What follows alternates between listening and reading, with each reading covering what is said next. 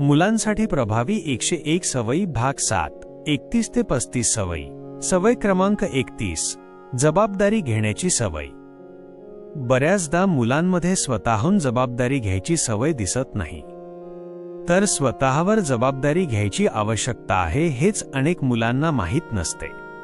यामध्ये जबाबदारी घेतली तर मला अपयश मिळेल का? माझ्याच्याने होणार नाही? मला कोणी रागवेल का? अशा अनेक प्रकारच्या भीती किंवा न्यूनगंड काम करत असतो। परंतु ज्या मुलांमध्ये स्वतःहून जबाबदारी घ्यायची सवय असते, या मुलांची नेतृत्व शैली मात्र अत्यंत चांगल्या प्रकारे विकसित होताना दिसते। एका चांगल्या मुलात किंवा प्रत्येक नेतृत्व करणाऱ्या मुलांमध्ये जबाबदारीची सवय असायलाच हवी। ही सवय मुलांना काय देऊन जाईल? त्यांच्यामध्ये नेतृत्व शैलीचा विकास होईलच होईल। त्याचबरोबर अशा मुलांचा स्वतःविषयीचा आत्मविश्वास, स्वप्रतिमा ही खूप चांगली उंचावलेली दिसेल। अनेक मुलांमध्ये कॉन्फिडन्स दिसत नाही, कारण त्यांना लहानपणापासून जबाबदारीची सवयच नसते। ज्या मुलांच्यात स्वतःहून जबाबदारी घ्यायची सवय असते, त्या मुलांची बोलायची पद्धत देखील चांगली असते आणि त्याचबरोबर त्यांचं मन देखील लवकर प्रगल्भ व्हायला सुरुवात होते। जबाबदारी घेण्याची सवय मुलांना लावण्यासाठी त्यांना फार मोठी जबाबदारी देण्याची गरज नाही। ही सवय कशी लावाल? बऱ्याचदा कारण नसताना आपण मुलांना आधार द्यायचा प्रयत्न करतो। तो आधार देणं पालकांनी आधी बंद करायला हवं। स्वतःहून हाताने जेवणं, स्वतःहून कपडे घालणं, स्वतःच्या गोष्टी स्वतः करणं, यासाठी मुलांना उद्युक्त करा। कमीत कमी त्यांची मदत करणं बंद करा। जोपर्यंत मूल मदत मागत नाहीत, तोपर्यंत त्यांना मदत देऊ नका। कुठल्याही अनोळखी ठिकाणी गेल्यानंतर हे करू नको, ते करू नको, असं कधीच मुलांना म्हणू नका। उलट त्या जागी जर तो स्वतःहून फिरत असेल, स्वतःहून काही काम करत असेल, स्वतःहून कोणाशी बोलत असेल, तर त्याला मोकळीक द्या। कुठेही ट्रिपला किंवा पिकनिकला तो एकटा जायचं म्हटलं तर त्याला नक्कीच सोडा। घरात कुठलाही कार्यक्रम असेल तर छोटी का होईना, पण एक जबाबदारी मुलाकडे नक्की द्या। त्याचबरोबर बाकीच्यांना काय काय जबाबदाऱ्या दिल्या आहेत तेही नक्की सांगा आणि कोणी कुठली जबाबदारी कशी पार पाडली याचंही त्याला निरीक्षण करायला सांगा। इतिहासातील अनेक महान लोकांची उदाहरणं, गोष्टी त्याला वाचायला सांगा किंवा वाचून दाखवा आणि त्यातील प्रत्येकाने कशी जबाबदारी घेऊन त्यांचं जीवन यशस्वी केलं, हे जर त्यांच्या मनावर ठसलं, तर मुलं लहानपणापासूनच जबाबदारी घ्यायला तयार होतात। सर्वात महत्त्वाचं, जबाबदारी घेऊन अपयश येणं ही यशाची पहिली पायरी असेल हे मुलांना सहजतेने सांगा। जर घरात त्या मुलाला लहान भावंड असेल, तर लहान भावंडाची जबाबदारी हमखास करून मोठ्या मुलाकडे द्या। खास करून ज्यावेळेस तुम्ही घराबाहेर जाल, लग्न समारंभाला जाल, तेव्हा तेथील लहान मुलांची जबाबदारी मुलांकडे द्या। प्रवासाला गेल्यानंतर आपण नेलेलं सामान परत आलं का नाही, काही राहिलं तर नाही ना, हे पाहण्याची जबाबदारी मुलांकडे द्या। मुलं ज्या जबाबदाऱ्या स्वतःहून घेतील किंवा पार पाडतील त्याबद्दल त्यांचं मनापासून कौतुक करा। सवय क्रमांक 32 पक्ष्यांचं निरीक्षण करण्याची सवय। प्राणी, पक्षी, झाडे, फुले हे निसर्गाच्या अत्यंत जवळ असतात। निसर्गाच्या जवळ असणाऱ्या गोष्टींचं निरीक्षण करणे म्हणजेच एक प्रकारे निसर्गाशीच मैत्री करणे। आजकाल शहरात राहणाऱ्या मुलांना कबुतराशिवाय पक्षीच माहीत नसतात। अशा मुलांना पक्ष्यांची ओळख असणं, पक्ष्यांची सवय असणं, पक्ष्यांचं निरीक्षण करणं ही अत्यंत आवश्यक सवय आहे। आपल्या आजूबाजूला जर पक्षी असतील, याचा अर्थच आपल्या आजूबाजूला झाडे आहेत, निसर्ग आहे। पण पक्षी नसतील तर याचा अर्थ निसर्ग नाही। आपल्या आजूबाजूला पक्षी यावेत यासाठी मुलांची पक्ष्यांशी मैत्री व्हायला हवी। मग आपोआपच झाडे, निसर्ग किंवा पक्षी येण्यासाठी वातावरण निर्मिती होऊ शकते। ही सवय मुलांना काय देऊन जाईल? सर्वप्रथम ही सवय मुलांना आनंद देऊन जाईल। निसर्गाची ओळख, निसर्गाविषयी प्रेम निर्माण झाल्यावर आपोआपच त्यातून आनंद तयार होतो। हा आनंद मुलांना फक्त पक्ष्यांशी मैत्री करून नाही, तर पक्ष्यांचे वेगवेगळे आवाज काय असतात, त्यांचे प्रकार काय, पक्ष्यांचे रंग काय, पक्ष्यांच्या सवयी काय, किती जातीचे पक्षी असतात, अशा प्रकारच्या अभ्यासातून मिळत जातो। ज्यावेळेस मुलांना पक्ष्यांविषयी प्रेम तयार होईल, त्यावेळेला आपल्या आजूबाजूला पक्षी राहतील। पक्ष्यांचं निरीक्षण कसं करता येईल याविषयी मूल स्वतःहून प्रयत्न करताना दिसतील। ही सवय कशी लावाल? लहानपणापासूनच मुलांना पक्षी दाखवा. त्यांचं निरीक्षण कसं करायचं हे मुलांना शिकवा. ज्या परिसरात पक्षी असतात त्या परिसरात मुलांना घेऊन जा. अशा ठिकाणी पिकनिक किंवा ट्रिपला जा जिथे पक्षी काही काळासाठी येतात, जिथे पक्ष्यांचे थवेच्या थवे असतात. तिथे गेल्यानंतर पक्ष्यांचे फोटो काढणे, त्यांची चित्र मुलांना काढायला लावणे, त्या पक्ष्यांची चित्र रंगवणे, अशा अनेक सवयी मुलांना सहजतेने लागू शकतात. सर्वात महत्त्वाचं, अशामध्ये मुलं रमून जातात. उन्हाळ्यामध्ये आपल्या घराच्या बाहेर, गॅलरीमध्ये अशा ठिकाणी पाणी किंवा पक्ष्यांसाठी खाद्य ठेवलं तर आपोआप तिथे पक्षी येतात. घरात, खिडकीवर किंवा गॅलरीमध्ये पक्ष्यांसाठी ठेवायची घरटी मिळतात. अशी घरटी ठेवल्याने तिथे पक्षी सहजतेने येतात. ज्यांच्याकडे बाग आहे त्यांनी बागेत अशी झाडं लावायला हवीत जिथे पक्षी स्वतःहून येतील. साधं गॅलरीमध्ये लावलेलं झाड देखील पक्ष्यांना आकर्षित करतं. अशी अनेक झाडं उपलब्ध आहेत की ज्यांच्या फुलांमधील मध घेण्यासाठी लहान लहान पक्षी स्वतःहून येतात. अशा सवयी मुलांना फक्त पक्ष्याविषयीच नाही तर निसर्गाविषयीही प्रेम उत्पन्न करतात. सवय क्रमांक 33, हाताने खायची सवय.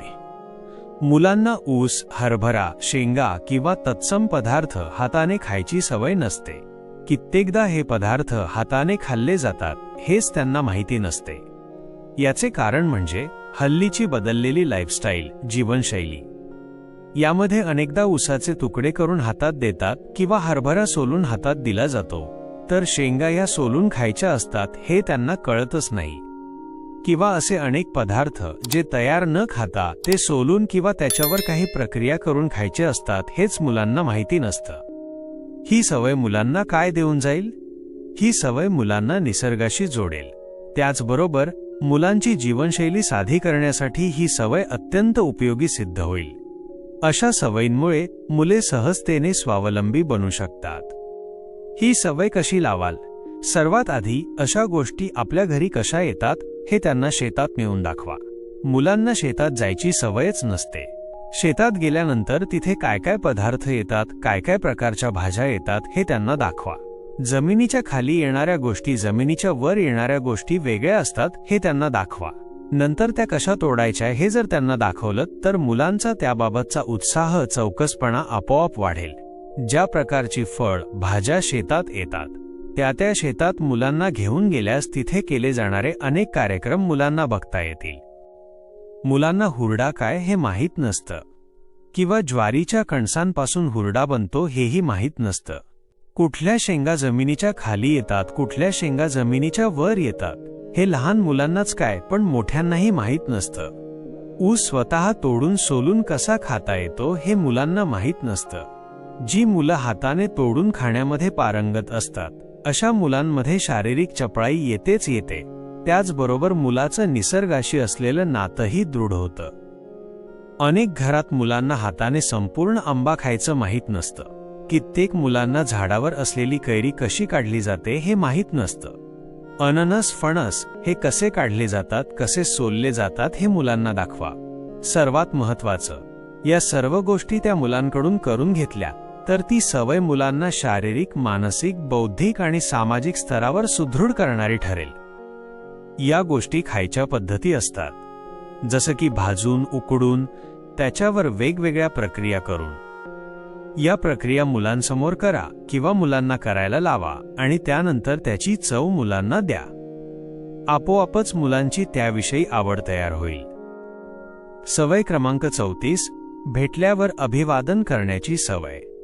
काही पालक तक्रार करतात की आमची मुलं बाहेरच्यांना आदर देत नाहीत, त्यांचं हसून स्वागत करत नाहीत. तर काही जण म्हणतात की आमच्याकडे कोणी पाहुणे आले आणि आमची मुलं टीव्ही समोर बसली असली तर सरळ उठून आत जातात. जाताना नमस्कार काका, गुड मॉर्निंग काका असं म्हणायची जी पद्धत आहे तीही करता येत नाही. साधं तोंड देखलं हसत देखील नाहीत.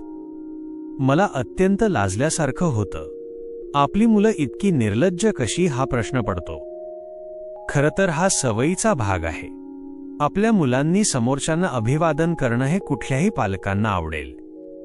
मुलाने जर समोरच्या कुठल्या व्यक्तीला अभिवादन केलं, गुड मॉर्निंग म्हटलं, नमस्कार म्हटलं तर त्यात मुलांपेक्षा पालकांनाच जास्त चांगलं वाटतं. प्रश्न येतो, ही सवय आपल्या मुलांना का लागेल? आपली मुलं कुठल्याही बाहेरच्या व्यक्तीला हसून गुड मॉर्निंग नमस्कार का म्हणतील? ही सवय कशी लावाल? सुरुवातीला हे समजणं अत्यंत आवश्यक आहे की कुणाला नमस्कार म्हणणं, गुड मॉर्निंग म्हणणं किंवा हसून स्वागत करणं हा सवयीचा भाग आहे. सवय ही एखादी गोष्ट परत परत घडली की अंगी बिंबते. सर्वात चांगला उपाय काय असेल तर तुमच्या मुलांना आधी अभिवादन केलं नाही किंवा नमस्कार म्हटलं नाही म्हणून रागवायचं बंद करा.